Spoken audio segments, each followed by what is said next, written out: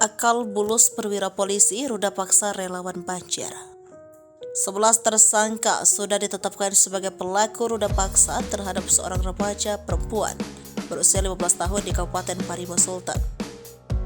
2 dari 11 tersangka tersebut diketahui berstatus sebagai oknum polisi berpangkat perwira. Mereka adalah Ibda MKS dan Ibda HDR. Dilansir dari tribunpalu.com, pertemuan awal Ibda HDR dengan korban adalah saat ia mencari ponselnya yang hilang.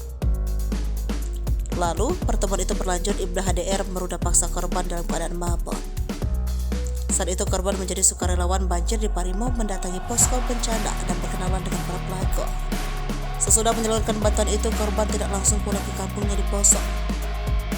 Hal tersebut disebabkan lantaran korban dijanjikan pekerjaan oleh para pelaku dengan bekerja di rumah makan. Oleh saat itu, satu persatu dari 11 pelaku beruda paksa korban dengan berbagai modus.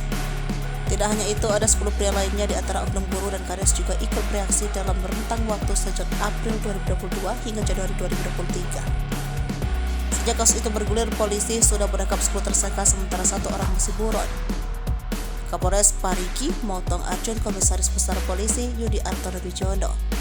Sebelumnya korban mengaku ada oknum polisi yang ikut meruda paksa dirinya.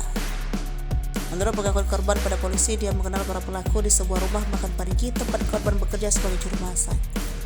Pelaku membujuk korban dengan iming-iming memberikan baju, ponsel, dan memberikan uang. Kapolres menjelaskan 11 orang tersangka bersaksi sejak April 2022 sampai Januari 2023. Perbuatan tersebut dilakukan di tempat berbeda berulang kali.